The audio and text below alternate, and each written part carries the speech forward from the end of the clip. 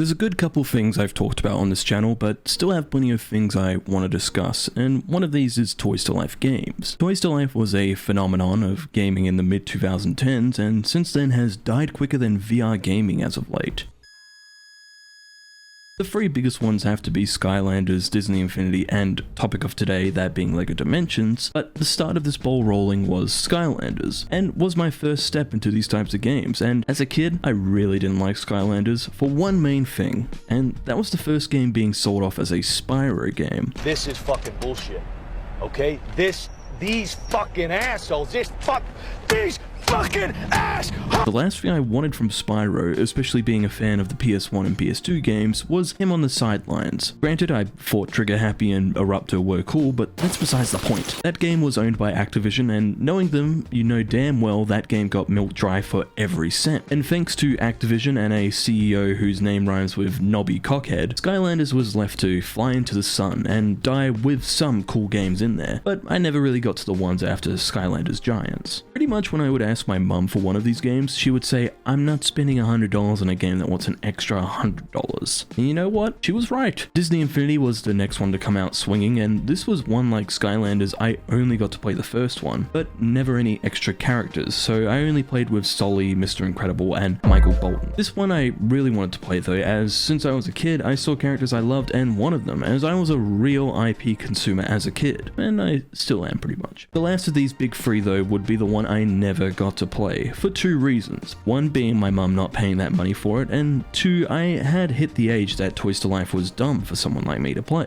Granted, I still watched YouTubers like a Tetra Ninja play it, but it just made things worse as I really wanted to play it more, especially seeing Scooby-Doo, The Goonies, and many more in this game. I mean, Disney Infinity was cool getting Star Wars and Marvel in later games, but when was the last time we'd gotten a Scooby-Doo game at that point? That wasn't ass. Since then though, with games I know and love getting delisted or losing support, I've more and more wanted to make sure I own games that are gone so I never lose them, which led to many different ways to keep these games with me, whether that was through online recompilations or just trying to find the original copy of these games. Toys to Life games were the real toughest nuts to crack though when it came to these games. Not Skylanders though, I still don't care to play them. Disney Infinity went the most pro-consumer approach that I really didn't expect from them, which was re-releasing the free games they had on Steam with all the packs in them for I think about $40 dues, which was crazy to see. But aside from Disney Infinity, that was it. Skylanders never did that, and LEGO Dimensions never as well, and I always wondered why not. It seems like easy money, and if they did it now, I feel a lot of people would go, oh damn, Skylanders available with all the characters? I'll buy that. Hell, I would. LEGO Dimensions though has to be the worst one out of these three though, as that's very unlikely to ever happen, knowing how WB is with their games division. So the last resort is sadly one of the worst ways to go about it. Highly expensive eBay resellers. For years, I've been trying to see if I could get my hands on the game for PlayStation 4 specifically, but that was the Bigfoot of the versions to get, as you would only ever find just the game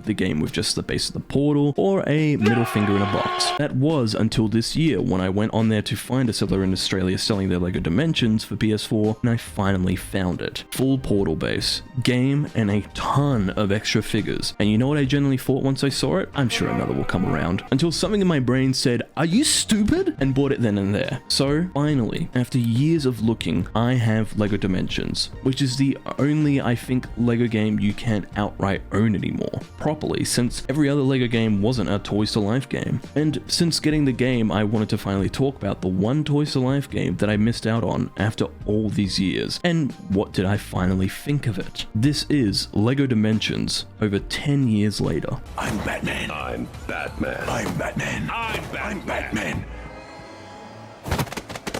LEGO Dimensions was released in September 2015 and developed by Traveller's Tales, the same developers of almost everything LEGO games focused on for the past 20 years, except a couple weird spin-offs here and there like 2K Drive or like Horizon Adventures. We don't talk about them. The game's story revolves around Vortek, a multi-dimensional villain exploring the dimensions and taking things from each location, leading to corruption around each world, leading to the main three protagonists, Batman, Gandalf, and Wildstyle, needing to stop him. There are 14 missions in the game game's story, excluding level and story packs sold separately, and after finally playing this game for the first time after years of trying to get this game, it's okay. Oh! I'll be honest, story-wise, it's not something that kept me going. What kept me going was usual LEGO things that kept me going with the gameplay, humor, and exploration, which we'll get into next after this. I just need to talk about the story. As I said, the game's story is okay, and the basics are as well, but I will say it did have its moments. Humor landed a good couple times for me, and the characters are great, but mainly side characters. Seeing characters like Doc Brown, Homer J. Simpson, and GLaDOS appear through the game had me soaring multiple times throughout the game. I love IP, I love nostalgia, I love childhood memories that make me think of easier times where I didn't stress about the cost of living and politicians that were more than associates with a creep on an island. I love childhood memories. Why did I write this? Anyways, I just can't say much about this story. It's just so plain and simple compared to TT Games' usual efforts. It's pretty clear that for the most part, the main focus was the Toys to Life element. Clearly, the story sets and level packs are really just the icing on the cake for this game, but an icing overload, which I'll get to. If you've come for a good LEGO story, then play LEGO City Undercover instead, as more than likely you'll enjoy the LEGO Dimensions story, but may also not since it's pretty damn simple. Now, for the real meat and potatoes of this game, it's pretty good. It's the usual LEGO gameplay of the time with almost instant killing every enemy and solving puzzles, with the additions of the Toys to Life included with it. For starters, the usual LEGO puzzles and fights involve you not just pressing buttons on the controller, as you now need to also interact with the LEGO Dimensions portal base. While fighting enemies, you'll have to move LEGOs around to stop them from stunning you. Puzzles will require you to either look at the base as it gets greener to find things, or move characters around to color parts inside the game, or to build as wild style, as a master builder requires hardcore parkour around the portal to build certain things. And to be honest, it's a pretty good gimmick. I never remember Disney Infinity doing this or Skylanders, and I think at best with Skylanders it would just change the portal bases for games, but Disney Infinity, it was the same base almost every time. Except Disney Infinity 2, which had that crazy ass portal that whoever has that, where do you put something like that? Honestly, the thing is massive. Another thing I dig about the game is, with it being LEGO, you got to build things. The moment I got the game, I spent an hour just building the portal and vehicles and characters, and there's a good serotonin hit with that, man. Besides from this though, the game has a good variety of things to do outside of its main story, but is limited with just the 3 characters alone. For the base game itself, you'll get the game's main story and 3 worlds to explore, including Gotham, Middle-earth, and LEGO Movie World. But these aren't massive worlds, but will include a variety of things to do in them to find gold bricks, additional upgrades for vehicles you own like the Batmobile, and side content that will keep you busy for a good while. But if you're anything like me, you want to try and 100% the game by getting the Platinum or 1000 gamer score on Xbox, and with that it leaves most of the game's content not needed to 100% the full game. When it comes to collectible trophies in the game or achievements, you only need 30 gold bricks out of the 1000 plus available to find, and 30 mini kits throughout the game's levels and locations. So with that, you're not going to see much else out of this game unless you want to get over 1000 gold bricks and the full mini kits. And of course the further Toys to Life editions, as of course when you buy characters, they will include additions that the main 3 characters don't have, and just a variety of worlds to explore with that. I didn't realize this until I started playing, but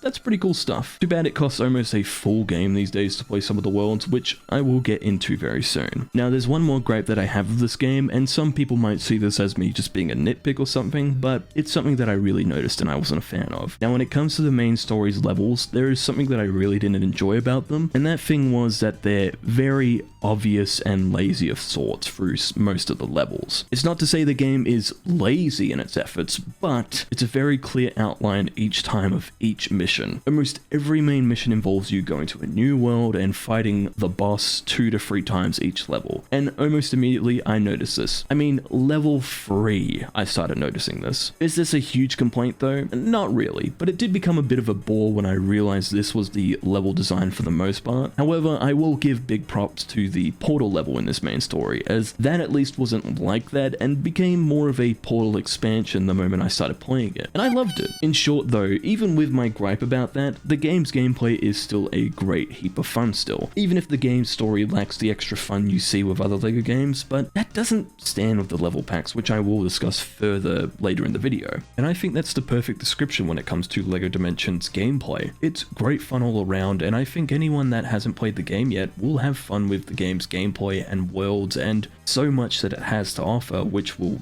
get into further, like I said. But before that, we have to get into one thing that involves the graphics and stability of the game. that being graphics and stability. Oh, did you hear that, Chewie? He had no choice. Whoa, wait. I'm backwards, you idiot! Now, I think when it comes to this part, this is going to be a quick chat here, so I apologize for anyone that really wants me to get into the nitty-gritty of this stuff, but I don't have much to say, except graphically, the game still looks great for its age. I mean, yes, it's LEGO, but it also has a change of scenery and location almost every new level, which is good stuff. Now, the game on PS4 playing through my PS5 is locked at a solid 30 FPS, and not a single time did I notice a drop throughout. However, I do wonder how the game played on older consoles. 2015 was the release of this thing, so almost 3 years into the PS4 and Xbox One generation, I'd be surprised if it did run solid on the PS3 especially. Hey, look, apples! Stability with FPS aside though, I do have to talk about bugs and glitches and crashing. Though I never had anything game destroying, I had watched a good couple reviews before mine on how other people's games ran, and it seemed to be a real hit and miss for everyone. People walking in the sky while they were supposed to fall, the game crashing, and usual glitches seemed to be the main issue I noticed for people. As I said though, I was pretty lucky. Until after finally finishing the main story of the game, I started to explore the DC hub world in this game, and I finally crashed out of the game. So granted, I think that was after 10 hours of playing, and you know what? I had maybe 2 crashes throughout the entire game, so all I'll say is, GG LEGO Dimensions. You're a over 10-year-old game and you only crashed twice on me. Good stuff. Let me see. That's not good. They said market price. What market are you shopping at? Now, when I'm talking about Toys to Life, I would have to say Toys to Life had probably one of the best and most brilliant business models in gaming. What if DLC, but physical? Right. As a kid, I wanted every new Skylander, and my mum was smart enough to realize this hobby was basically a direct debit scam for parents. Now that I'm older, the scam has evolved, and it's still bleeding someone dry, it's just bleeding me instead. But LEGO Dimensions had one advantage Skylanders and Disney Infinity didn't really flex the same way. It let random IPs that almost never get the spotlight roll up with full level packs, characters, vehicles, gadgets, whole levels, and a hub world to just mess around in. So, with that, I played through all the Year 1 and Year 2 level packs and story packs, and I'm ranking them. And yes, one of these level packs is genuinely one of my most favorite LEGO experiences I've ever had. You'll have to just find out though by watching. I'm not gonna set anything where it's just like, this is the A tiers, this is the B tiers. You're gonna just have to watch. This is 100% my personal tier list, so you can agree, you can disagree, and you can write a 12-paragraph comment about how I'm wrong about the whole thing. But you're not allowed to do any of that until you finish the video. Deal? I mean, come on, we're almost at the end of this video, just stick around, yeah? Anyways, let's start with Year 1. Midway Arcade was the first, as you played as Gamer Kid, who needed to save the city from an attack of arcade characters, which requires you to get to the top of the arcade to put a stop to it. Firstly, Gamer Kid, he's an OP fella. He's got shirts that give him different abilities for a minute, and these can be invisibility, invincibility, and quite a few other shirts that, honestly, I just don't have time talking about, because there's so many other levels to talk through. I will say though, I wasn't expecting much, and even in the live stream that I did, I was not excited for what was to come of the game, requiring you to play through old arcade games, and I mean old. But I enjoyed myself still. Granted, I didn't grow up with these games, but still enjoyed my time with them. Even if some I didn't care for as much as others compared to other levels, it's pretty simple. I mean, it's all you do in the game's level pack. It's just play arcade games, hit the score requirements, and move on. Overall, it isn't memorable, but it's interesting and fun that I can believe that some kids playing this likely would hate it, but I really had a great time with this. Even if I had my issues throughout the level pack, I would still give it a B tier. Now, moving on, we went on to Ghostbusters. Now, I'm a huge fan of the movies, more specifically Ghostbusters 1 and 2. I feel if anyone liked any of the ones after and also teared up over Harold Ramis's CGI ghost, you probably would be fine watching a film with jingling keys in your face. So that was kind of a bit of a burn towards Ghostbuster fans. Sorry. The Ghostbusters level focuses on the first movie as you play through scenes from the original film, including the Sedgwick Hotel and Stay Puft Soul fight. And then the rest of the level is filler, and to be completely honest, this level sucks. I'm gonna get lambasted for it by LEGO game fans and Ghostbuster fans, but I only want to hear disagreements and agreements from people who played the levels, and not people who just watch the YouTube playthroughs. This level is almost good, but it's just so simply boring. And one thing that really annoyed me that no one else may care about, but almost every character is using archival voices from the film, which is all good until you get to Louis Tully. He's voiced by a new actor instead of Rick Moranis, which not only sucks because Rick is the GOAT, but also distracting, man. You really couldn't spare some extra dough for Rick Moranis' archive audio? Sir, what you had there was what we refer to as a focused, non-terminal repeating phantasm, or a class 5 full roaming vapor. Real nasty one, too. I was just exercising. I taped 20-minute workout on my machine and played it back in high speed. You sit on a throne of lies. You're a fake. Aside from that gripe though, there's also clear filler for the level. Like I said, the game is quite a fillered up level, but after the Sedgwick Hotel, you're thrust into the streets of New York, having to get back to HQ, and once you get back to HQ after doing some minor things in the fire station, you have to head straight back out to confront Zool and Stay Puft. And these two parts back to back just stretch out this level, which surprises me they do this as well, as we'll get to another film level that doesn't stretch at all, and it's pretty fun. Now, is it cool to take on Slimer and Stay Puft? Not really. And if anything, I'd just recommend you go ahead and grab the Ghostbusters video game from 2009, since that has a remaster that's still playable and is the best sequel to Ghostbusters 1 and 2. This is gonna sound real harsh, but I have to put this one in D tier. It really just wasn't fun for me, guys.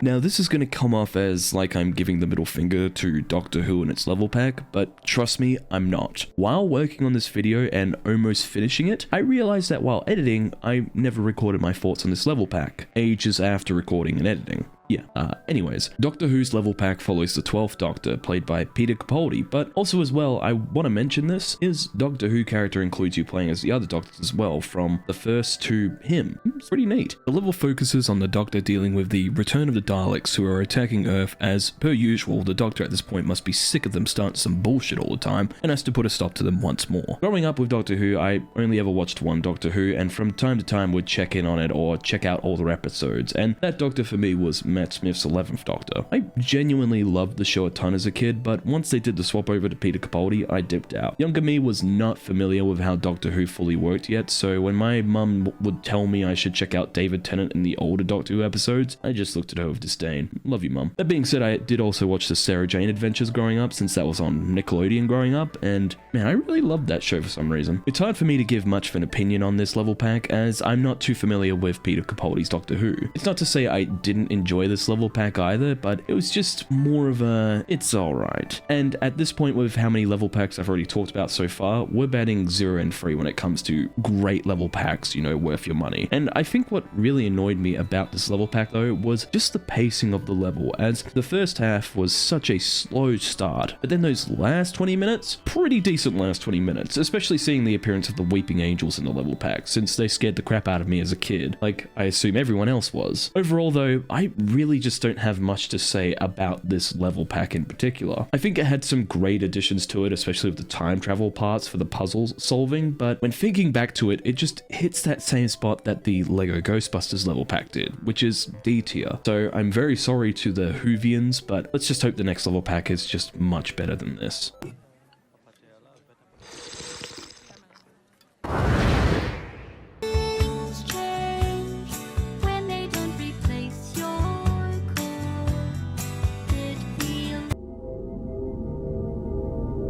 Portal's level pack is one of the best, and I can't be too surprised. When you're given the keys to mess around in Valve's world, you make sure it's memorable, and LEGO Dimensions delivered with the Portal level. I'm not saying this is canon to Portal lore, but it is set after Portal 2, and I don't want to get all conspiracy theory and silly here, but if you're looking for Portal 3, here you go, for now. It follows Shell, who is teleported back to the Aperture Labs, and also Wheatley, where you have to solve puzzles to escape Aperture once again, as though the puzzles weren't hard for me, I can say it'll stump someone, specifically kids. Overall though, it's a really fun level, and I'm just impressed with the level. It has the additions of Portal that you expect, including the blue and orange gels from Portal 2, Wheatley and GLaDOS back with the original actors is just chef's kiss, and a favorite of mine being a minor cameo of the bots from Portal 2's co-op. And also just a great time that didn't overstay its welcome like Ghostbusters did. I won't say much more as it is just me gushing about the level, but I will say the one gripe that I have is the portal gun usage was a little annoying, as though it's square or circle on PlayStation to use the different portal entries, the circle one just wouldn't respond as easily as the square, which might be a controller issue my end, so I won't condemn it that much when it comes to that. But this game is an easy S tier. Remember when I said there was a film level that didn't stretch itself out like Ghostbusters? Back to the Future is a much better level compared to Ghostbusters. Yes, I've already dogged on that level quite a bit now, but it really did disappoint me. I don't think I discussed this yet, so I will now. My favorite thing as well with LEGO Dimensions is the fact they were able to get so many people back to play their roles in the game, even if it was minor. Chris Pratt as Emmett, Will Arnett as Lego Batman, Stephen Merchant as Wheatley, and now Back to the Future with Christopher Lloyd and Michael J. the Goat Fox both returning for the Back to the Future level. I mean, that's crazy. Now, compared to other levels, this one didn't take me as long to get through, unlike the others, as for the most part, the level packs span about 45 to an hour each. And with Back to the Future, I think it was less than 30 minutes, which isn't the end of the world for me, as to be honest, I much prefer it over stretching the story out, but granted, I feel it could have gone a little longer with you either fighting Biff or even Marty at the school dance. This is a rushed way through the plot. Doc's garage, Two Pine Mall, a barn, clock tower ending, and that's it. As I said though, it's not ruining the experience, I just know it could have gotten a little extra love compared to other levels that didn't need extra. Ghostbusters level, A tier. The Simpsons, the final year 1 level pack, and it's The Simpsons. And with this level, it's a playthrough of the episode The Mysterious Voyage of Homer, or its Spanish title, El Viaje Misterioso de Nuestro Yoma. Does this white boy know how to speak Spanish or what? He probably doesn't, I probably fucked that up really bad. Now, I'm gonna have a controversial, likely take as I have been having with the level packs, and that's this. The level pack is cool for the most part, but my biggest issue is the voice cast. Now, unlike the previous level packs with the use of either new and old voices, The Simpsons has Dan Castellaneta back as Homer for the level and the voice actor for the Fox. Editor Liam here, I just wanted to call out the fact that I just said the voice actor for the Fox comes back for the Simpsons level pack. I've only just now checked who voiced him because I was like, it must be some big name that I probably don't know. Like, I might have mistakenly said, oh, the Fox was voiced by this actor, and then everyone would have said, no, it was James Earl Jones. And then I looked it up and it's Johnny fucking Cash. Johnny Cash voiced the spirit guide in the Voyage of Homer episode. Holy shit! But that's it. The episode has characters throughout the levels, but not a single character is voiced. Art, Marge, Lisa, Wiggum, Ned, Mr. Burns, and so many characters just aren't voiced. What the fuck, man? It really just ruined the level for me as I played through it and heard about this before playing, as I thought, well, surely people are just blowing out of proportions with me about that. And they weren't, which leaves another bad taste for me with this, as Bart specifically, since he doesn't speak in the level, he also doesn't speak as a character in the game. One of the biggest characters in The Simpsons doesn't have speaking lines? He's so for real, LEGO Dimensions. It's embarrassing that this happened, as though the level is really fun to play through, especially since we haven't had a proper Simpsons game in years at this point, which sucks. I do get though that contracts for these actors can be painful and expensive, so can't pay everyone. But guys, Bart is a playable character in your game. Come on, man. Anyway, Simpsons level is a B tier. Now we move on finally to year 2 of LEGO Dimensions level packs, and compared to year 1's level packs, it's gone down by 1, which isn't a problem when you realize this was the same year they released their story sets, much bigger versions of the level packs and practically expansion packs. But before we get to those, we get to those level packs, and I almost immediately noticed a big difference between year 1 and year 2's level packs.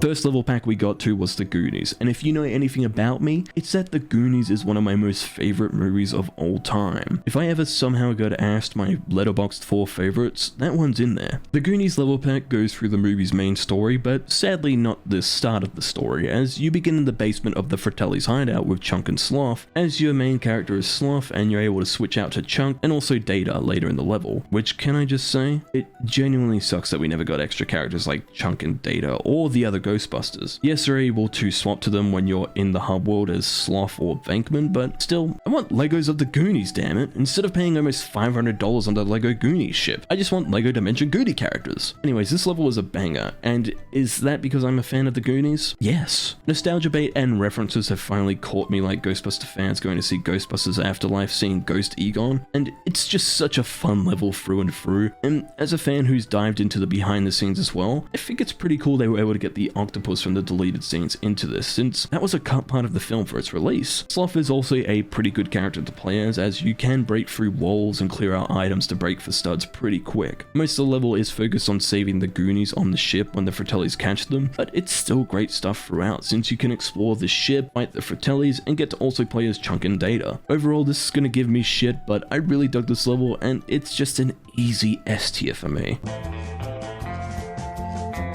Now, Mission Impossible is just like the Goonies. It follows the main plot of the first movie and is pretty damn fun, folks. I'm a big fan of the Mission Impossible franchise, but 1 and 2 are my least viewed of the series. So to go into this level pack with the basic knowledge I have of the movie just made me appreciate how much they did for the level and give me a sort of fresh reminder of the first film. Just like Ghostbusters though, everyone in the game is a voice actor instead of archive footage, except Tom Cruise's Ethan. But unlike Ghostbusters, this is a way less distracting as it's good quality archival audio and doesn't mess with my opinion on the main game's gameplay and level, which is great fun. You do the opening of the film, you break into the embassy, and the final fight on the train, and they are just highlights throughout, with only one part annoying me, and that being the boss fight at the end. More specifically fighting the helicopter, which you just couldn't damage, but I really would have preferred fighting the helicopter over waves of bad guys over and over until it finally blew up. It's a great level throughout though, and Ethan's character as well is great with his invisibility gadget he puts up and disguise options, which was great reminders of just Mission Impossible in general. It's an easy A tier. Now, I would say out of all the level packs that came with this game, this had to be one of the biggest ones that I believe a lot of people were hyped for. The Sonic level, good. I don't think this is anything I've ever talked about on this channel, but when it comes to Sonic, I've never properly played through an entire Sonic game. Like most kids growing up, the blue blur looked cool, but I just didn't understand what it was about him that people liked when it came to the games. Here's the other thing. Sonic Unleashed was my first ever Sonic game I played. So when I played other Sonic games, I was confused why he didn't turn into a wolf in other Sonic games. Since then though, I've still not finished a single Sonic game, even when I played Frontiers, Generations, and any other game with the word Sonic, but not fast food joints since we don't have those down under. With the Sonic level though, I can finally say that I beat a Sonic level. Lego Sonic is an impressive and fun-ass level, starting with the obvious way to do it with Green Hill Zone, only for Eggman to kidnap Sonic's friends and the Chaos Emerald as usual. In spite of never finishing a Sonic game, I've watched Sonic Boom and the films, so hearing familiar voices for Sonic and friends from the show, it was very nice to hear, especially compared to the Simpsons level. I'm never getting over that level, that was insane. The level goes a lot longer than I expected, but I really can't complain as there's just a good amount to get through with this level. I'd say for anyone that's a fan, you're really going to love this, especially its hub world, which I messed around in after finishing the level. It's just a great time throughout with the level pack and the hub world for this one. It's an easy S tier. Now, to wrap up the level packs for year 2 though, we end with the one I was excited to get to the most, and that's Adventure Time. Now, there are many shows I grew up with as a kid, but most notably the ones that never left my side and I can rewatch to this day are Regular Show, Batman, Chowder, Courage the Cowardly Dog, and Adventure Time. Adventure Time is a show that I've recently gone back to thanks to HBO Max having the show on there, and also Fiona and Cake, so I've just been injecting the show into my veins at the moment, and to say this level satisfied my cravings is an understatement. This level slapped and was great fun. Aside from it being cool to be in the land of Ooh, it's 2 episodes of Adventure Time with a normal adventure ep and then an episode focused on the Lich. It's so damn fun throughout, and also was just great to see it wasn't just Finn that was part of this adventure. As though you have to get Jake separate, you still get him as Jake Carr, so you get the interaction of the two together, and it works great and made me chuckle when I realized Jake was making vroom noises when you got in him. With all that being said though, this was a great year 2 level and is sadly also the last of the year 2 level packs, but it was a great wrap up, including having the cast of the show in the level, including Ron Perlman as the Lich. I mean, hell yeah. With that being said though, you can't be too surprised when I say this is an easy S tier. I'm so alone. Won't somebody tell me what's wrong with me? Anybody?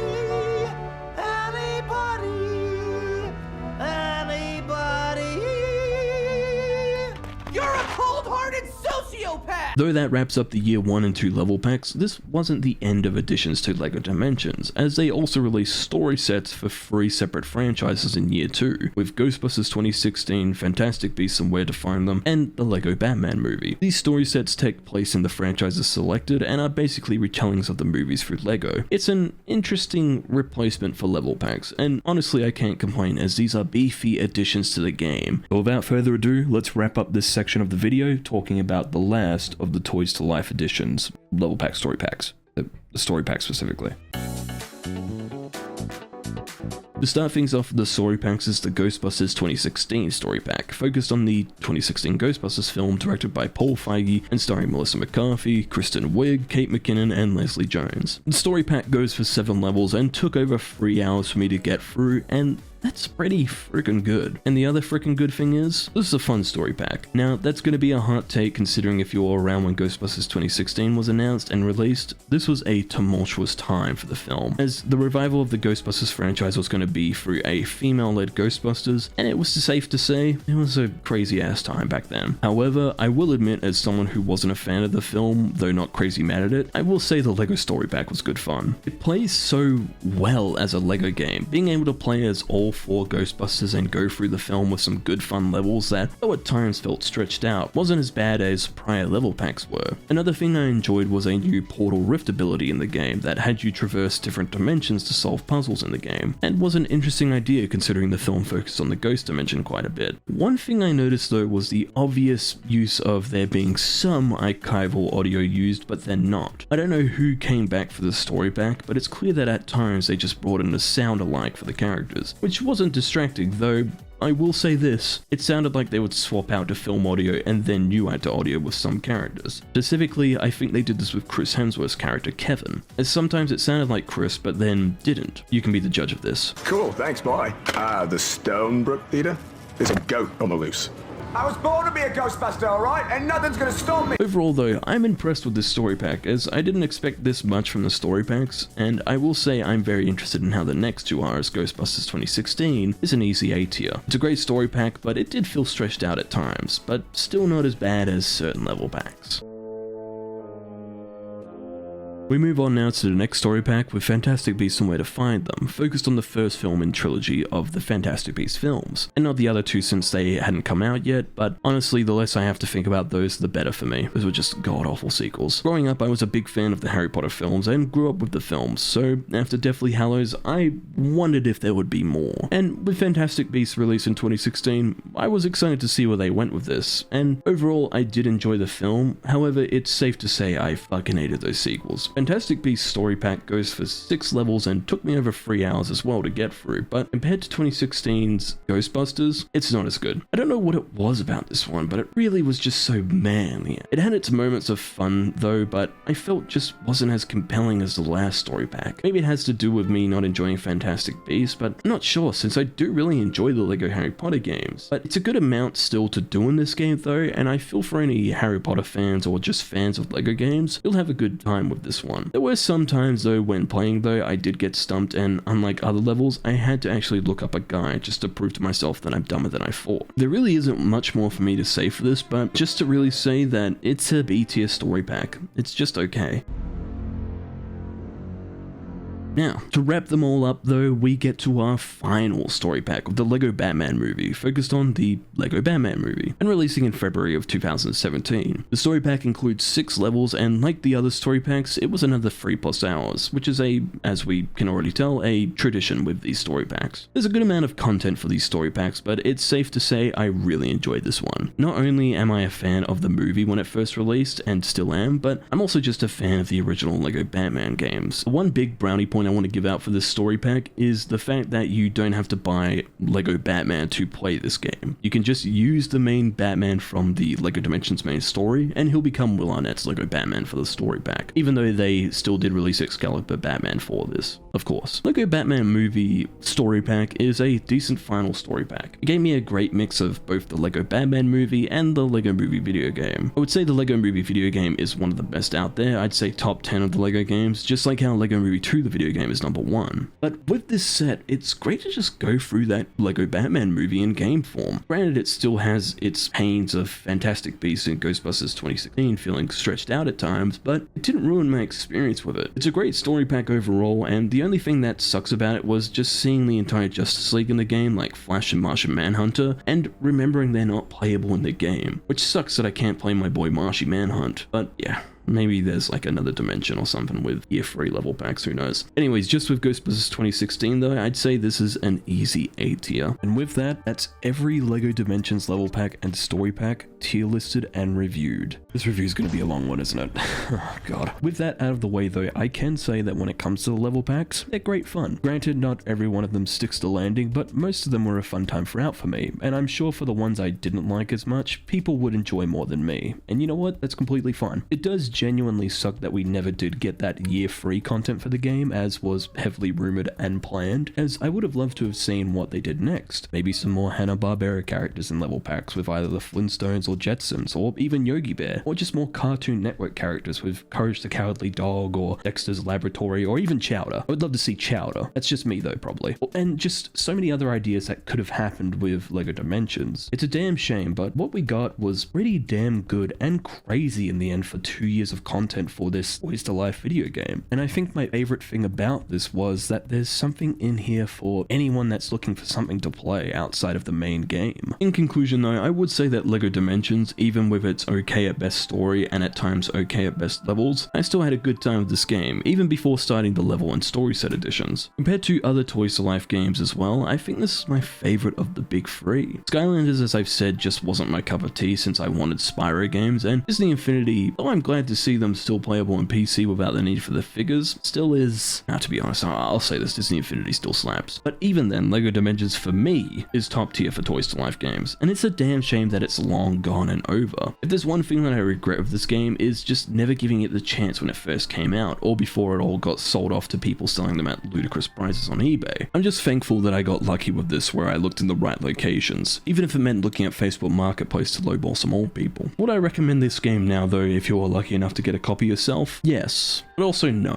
If you only got the base game and the base characters and that's it, I don't know if you'd really enjoy it. I'd say it's best to not only get the game but also some extra characters as well, even if it isn't the level packs, as you'll just have a much better time with that. It's just fun to see characters that we've never seen as Legos before get some real good treatment. I mean, Powerpuff Girls, Beetlejuice, Scooby-Doo, Portal, and Adventure Time alone are just so fucking cool to me, man. Just be prepared to spend. I think if anything, there's one thing that does worry me about this game though, and that's the longevity. And that's something everyone should make sure to be aware of when buying these figures, with the tags inside them, as this might genuinely be one of the hardest LEGO games, or really even games, to preserve long term. GoblinBricks, a LEGO focused YouTuber, released a brilliant video a year ago now called We Are Losing LEGO Dimensions, as he discussed the game losing support on 2 stores for year 2 content with the Wii U and Xbox 360, and the biggest thing that was interesting to watch was the NFC tags are likely going to start to lose being able to work normally throughout the next few years. At some point in the future, it'll just be long gone with some of these characters. I'll link his video in the description, so please do check it out, as it's not only a good watch, but morbid as well to think LEGO Dimensions could be gone soon enough, whether through store support for year 2 content or the toys themselves just going kaput.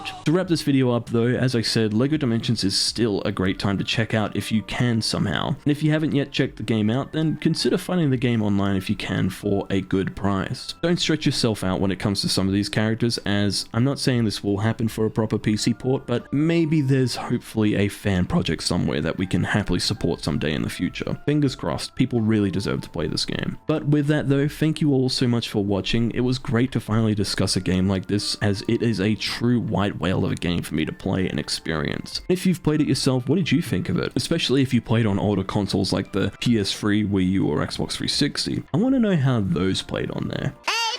I'm glad though that after all these years I finally got to experience this game before it potentially disappears forever though. If you enjoyed the video, consider leaving a like, as I'm trying to get enough likes to prove to my ex-wife that the spending on LEGO Dimensions was worth it. Also, consider subscribing, as that rubs it in her face as well. With that being said though, I'll see you all for the next video real soon. As always though, thanks for watching everyone, and it's appreciated.